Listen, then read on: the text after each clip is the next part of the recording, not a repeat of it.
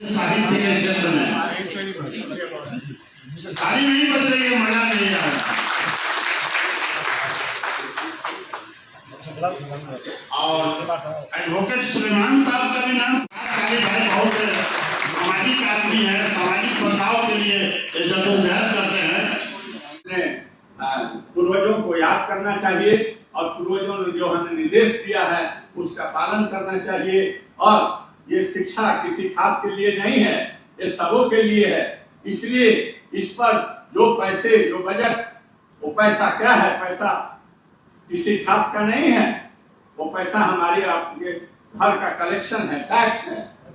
और टैक्स पर ही प्लानिंग बनता है भिन्न भिन्न योजनाओं का कार्यान्वयन के लिए, भिन्न भिन्न डिपार्टमेंट्स के लिए। इसलिए उस पैसे को सही तरीका से, जिस योजना बना है उस योजना को सही तरीका से उस पैसे को लागू कर दिया जाए, तो मैं समझता हूं कि हमारा देश, जो कहा गया है कि सोने की चिड़िया आज भी है, प्रकृति ने धरती में इतना ज्यादा बहुमूल्य खजाना दिया है, उस खजाना को हम उपयोग सही तरीके से करेंगे तो दुनिया का सबसे मजबूत देश यह भारत वर्ष होगा।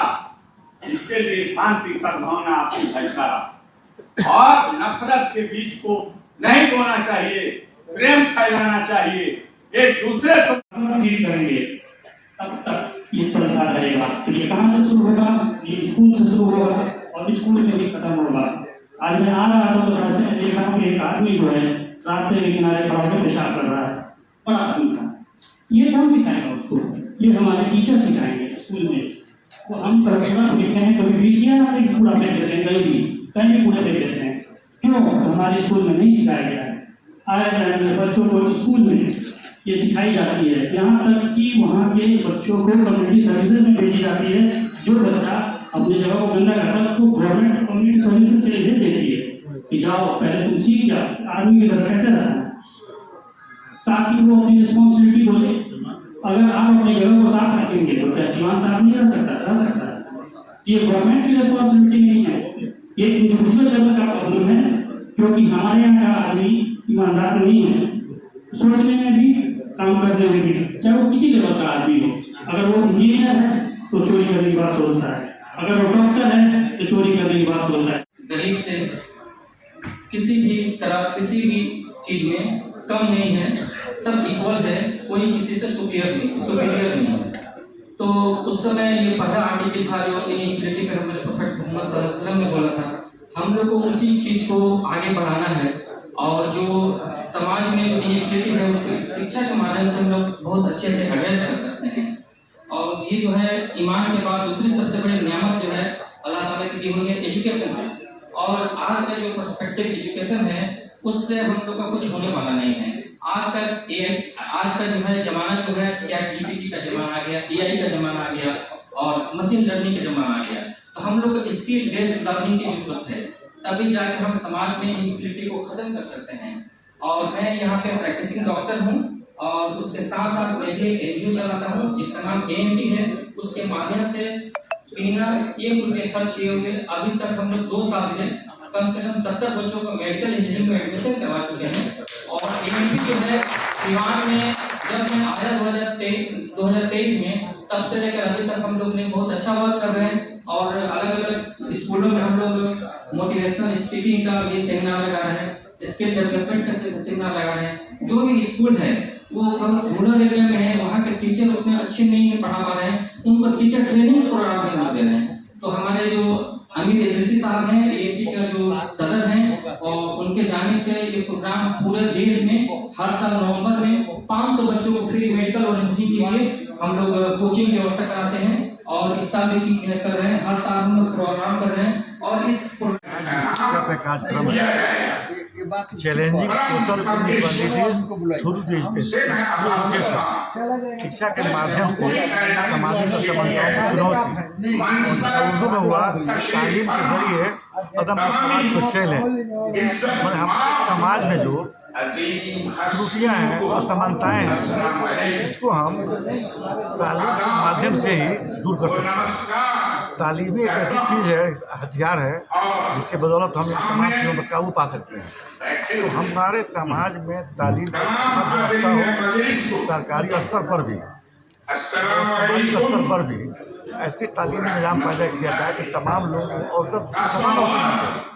अब कोई कॉन्वेंट में पढ़ता है, कोई सरकारी स्कूल में पढ़ता है, दोनों के स्तर में बहुत कमी आ जाती है। तो हम लोग ये चाहते हैं कि सबको समान अवसर मिले और सबको समान आगे बढ़ने का मौका प्राप्त हो। इसीलिए किया जाता है कि समाज में असमानताएँ हैं, शिक्षा के मामले में, सियासत के मामले में, आपको आर्थिक दृष्टिकोण से कैसे बराबरी हो, सबको कैसे मौका मिले, इसके लिए सेमिनार किया जा रहा है कि लोगों में जागरूकता। समाज में जो दबे कुचले लोग हैं तो हम अपने बराबरी में कैसे लाएं, तो हम अपने बराबर आगे बढ़ाएं। इसके लिए किया जाता है कि हमारे समाज में हिंदू मुसलमान बड़े पैमाने पर जो असमानताएँ हैं, जात पात लिंग भेद, सबको हम कैसे खत्म करेंगे, इसके लिए ही हम लोग आयोजन किए हुए हैं, जिसमें हमारे दोनों VC आयरलैंड में सऊदी अरबिया से लोग आए हुए हैं। हम इंटरनेशनल सेमिनार के तौर पर कर रहे हैं और ये तमाम चीज़ अब्दुल करीम अंसारी हमारे देश के बड़े नेता थे, बिहार के बड़े नेता थे, 28 थी कि सबसे पहले तालीम हासिल करें। तालीम के बदौलत ही हम लोग आगे बढ़ सकते हैं और समाज में समानताएँ हैं उसके लड़ सकते। जैसे भीम अम्बेडकर अछूत समाज से थे, लेकिन उनके अंदर ऐसी शिक्षा की शक्ति थी कि सबको उनको मानना था और आज उन्हीं के लिए हम लोग चल रहे हैं। हमारे संविधान को जो बनाया वो आदमी को अंदर शिक्षा की शक्ति नहीं आज नहीं हो पाता। तो हम चाहेंगे लोगों को शिक्षा दिया जाए और बराबर समान अवसर दिया जाए, तो हमारे समाज में बराबरी पैदा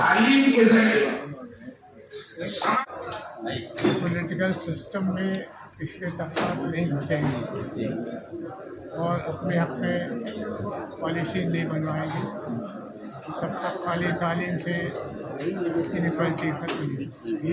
तालीम ज़रूरी लाजमी भी, लेकिन सिर्फ तालीम से इनक्वालिटी ख़त्म नहीं होगी। मसावत अगर पॉलिटिकल सिस्टम में हिस्सेदारी ज़रूरी है और इस हिस्सेदारी के दरवाजे जमहूरियत में बहुत खुले, लोगों को पॉलिटिक्स में आना चाहिए, काम करना चाहिए, इसकी कोशिश करना चाहिए कि उनकी जो पिछड़ी कम्युनिटी उनके लोगों को ज़्यादा से ज़्यादा सियासी इक़्तिदार में हिस्सेदारी करें। शिक्षा के माध्यम से सामाजिक असमानता को चुनौती देने पर एक सेमिनार का आयोजन किया गया है। सर क्या कहना चाहेंगे इस पर? पूरी दुनिया में असमानता विविध प्रकार है और ये बहुत ही ज्वलंत समस्या है और कोई ये कहता है कि असमानता समाज में, देश में, दुनिया में नहीं है, ये झूठ है। असमानता है और शिक्षा के कारण उसमें कमी भी आई है, परंतु अभी भी वह एक ज्वलंत समस्या है। और आज का जो सेमिनार आयोजित किया गया उसके विविध पक्षों पर लोगों ने अपने अनुभव के आधार पर, अपने समझदारी के आधार पर नाना प्रकार से इसको विश्लेषित किया और यह सेमिनार उस पर बहस का एक मंच प्रदान किया। इसके लिए इसके आयोजकों को मैं बधाई देता हूँ, धन्यवाद देता हूँ कि सिवान में एक बहुत ही मौजूद विषय पर चर्चा हो।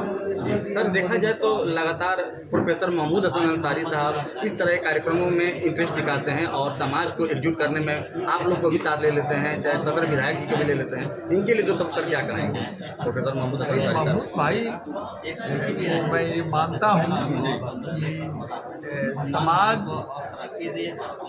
दुनिया आज इतनी सुंदर और खूबसूरत जो हुई है इसमें बहुत से लोगों का योगदान है। हर समय में सिवान में महमूद भाई समाज को सुंदर और खूबसूरत बनाने के जो कारक हैं उनको मजबूत करने में इनकी एक बड़ी भूमिका रहती है। और हम लोग एक साथ विश्वविद्यालयों में और महाविद्यालयों में काम किए हैं। हमेशा जो समाज को जोड़ने वाली शक्तियां हैं और विचार हैं उनको मजबूत करने का काम डॉक्टर महमूद भाई ने किया है। धन्यवाद।